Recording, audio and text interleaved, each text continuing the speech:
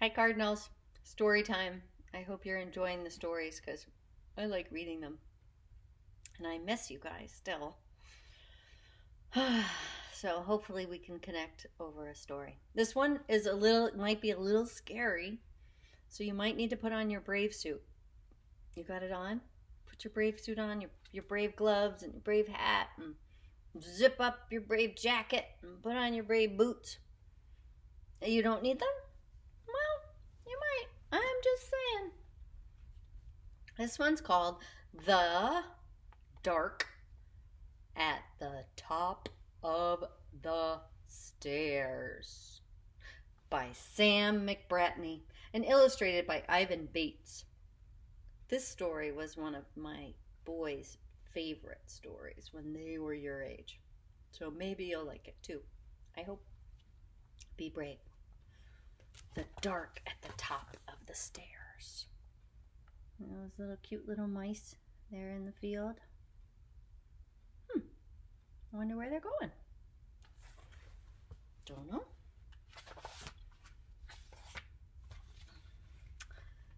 There was once a wise old mouse who lived with his young mice in the corner of a cellar.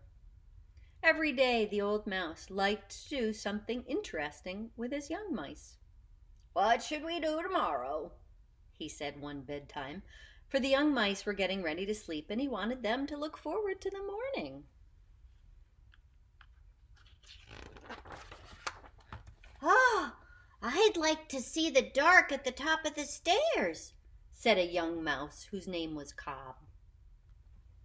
"Me too," said his sister Hazel, snuggling into the warmth. "I want to see the dark at the top of the stairs."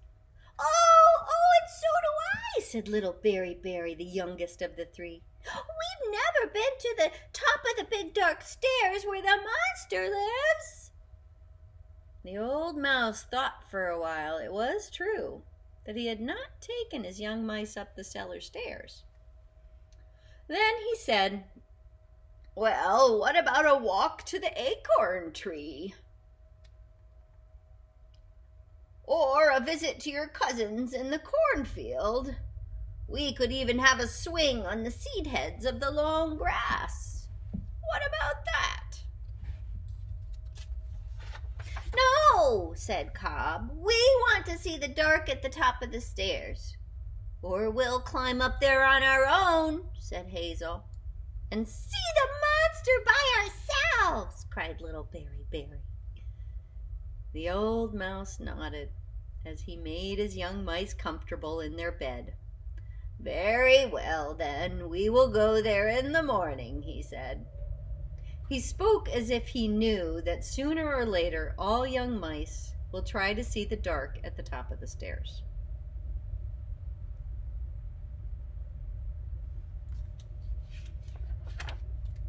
In the morning, as early sunshine lit up the cobwebs in the corners of the cellar windows, they set out on their journey. Uh-oh, they're so little. Look at them. They're right there. They're so little. Are those monsters? What are those? What are those things? Oh, phew. Those are just their shadows. Woof. I got a little scared. "Let's not talk about the monster," whispered Cobb on the third step up. "I won't mention it if you don't mention it," whispered Hazel. "I won't talk about the monster either," laughed little Berry, who hadn't learned how to whisper yet.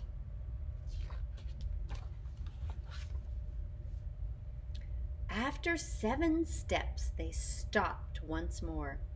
There was excitement in their eyes, and the young mice hardly dared to look up, for they were closer now than they had ever been to the dark at the top of the stairs. "I wonder if it's really real," whispered Cobb. "You said you wouldn't talk about it," whispered Hazel. "I hope the monster knows we're coming," cried little Berry.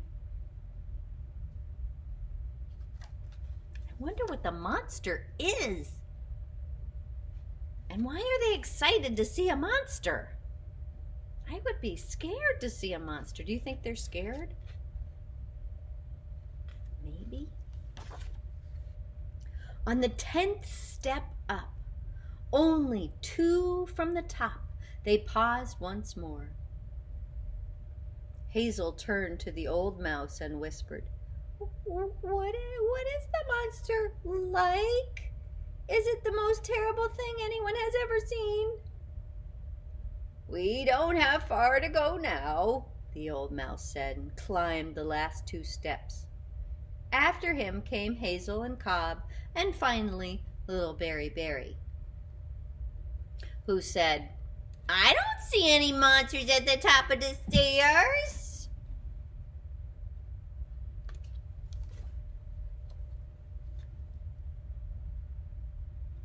Then something happened. The young mice crept into a crack of light. Oh, that's a big door. They saw a monster shadow move toward them as smoothly as a cloud, and something breathed out softly one strange word. Meow. Oh! What is the monster? Run! The young mice did not wait to say goodbye. With wildly beating hearts, they went thumpity, bumpity, slippity, slide, and tumble thump all the way to the bottom of the stairs, where they landed in a wriggle in a heap before making a dash for warm, safe, wonderful home. Phew. What was the monster?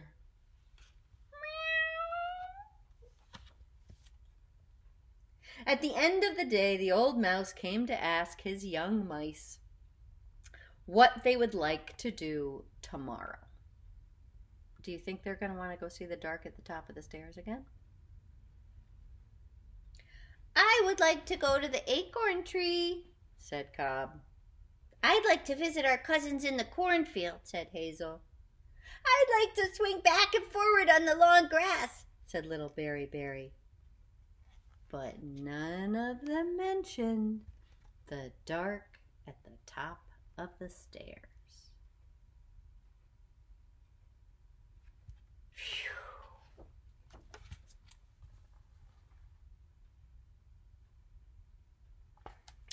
Yeah, it was probably a cat, huh? And cats like to eat what? Mice. That would be a monster if you were a mouse. And Squeak, too, is afraid of cats. Doesn't like cats. No, cats think they're toys. No.